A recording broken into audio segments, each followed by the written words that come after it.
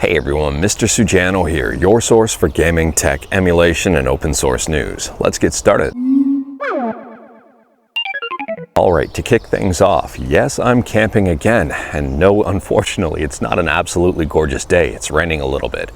I mean, what does that matter? Yes, it's an absolutely gorgeous day, and I've got some great news for you. So first up, we're talking about a brand new emulator on the Apple Watch. It makes a ton of sense if you think about it. There's a brand new Game Boy and Game Boy Color emulator called AKNES. Now, it is priced at about $2 overall. Now, since I don't have an Apple Watch, I haven't been able to test this one out myself. But if you have, if you've used it, let me know your thoughts about it in the comments below. And let me know your thoughts about a Game Boy and Game Boy Color emulator on the Apple Watch in the comments below. Do you think it makes sense? Moving on, and we're talking about Windows emulation on Android with Winlator. And Winlator just got a brand new update up to version 7.1. So in this version, they've updated Mesa turnip drivers. They've improved direct input and X input stability. They've updated Box86 and 64 presets. They fixed a whole bunch of bugs and even more. And if you are curious about Winlator, I'll drop a link to it in the description below and feel free to check it out. Next up, we're talking about well-known Nintendo leaker, Pyoro. I think that's how you say their name. Maybe it's not. Let me know how to say it correctly in the comments below.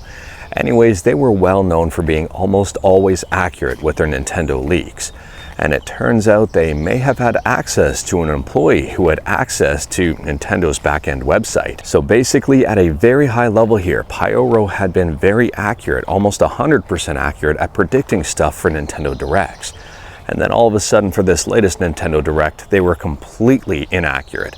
They didn't predict anything, and it turned out that maybe someone at Nintendo figured out what was going on. From my understanding, for the latest Nintendo Direct, Nintendo stopped preloading pages on their website that were set to go live as soon as the Direct ended.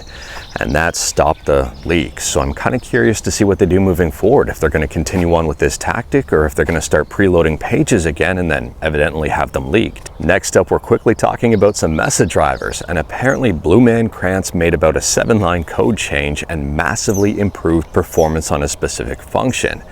And I mean massively by over 100% performance improvement. Now apparently this is going to be a part of Mesa 24.2 that's going to be released later on this year. Unfortunately, at this point in time, I've got no idea how this translates on a broader scale, how it's going to apply to everyday use or apply to gaming use.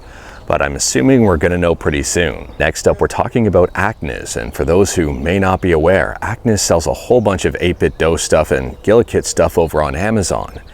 Anyways, here, they're introducing TMR joysticks, so gone are Hall effects. They're outdated now, apparently, and in our TMR. TMR is another form of magnetic joysticks that apparently is a lot more accurate and precise than even Hall. Now, if you are curious and wanted to learn more about them, the right place to be is the AKNES Discord. I'll drop a link to it in the description below, and I do recommend checking it out if you want to learn more about them. I mean, they're giving away over 100 of these things over on that Discord channel. And from my understanding, this batch of TMR joysticks are going to fit the DualShock 4, DualSense, so PS4 and PS5 controllers, Xbox Series controllers, and the Nintendo Switch Pro controller. Next up is a friendly heads up that GOG is having their summer sale right now with over 6,000 games on sale up to 95% off. Now with GOG, these games are DRM free, so once you buy them, you actually own them. Additionally here, if you're a fan of Bandai Namco, Bamco is having a big publisher sale and you may be able to pick up one of your favorite AAA games for a very good price. And this one is over on Steam. I'll drop a link to both in the description below. And last up here, we're talking about Dune II on the Amiga, and I find this one super interesting.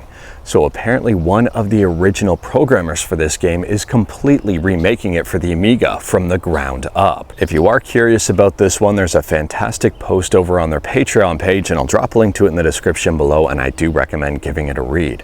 They're apparently going to be righting a whole bunch of wrongs that happened in Dune 2 on the Amiga.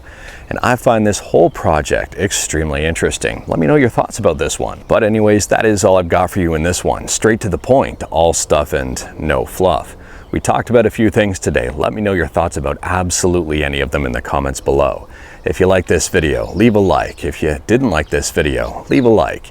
Hit that subscribe button, check out my other videos. Don't tempt fate, save your state.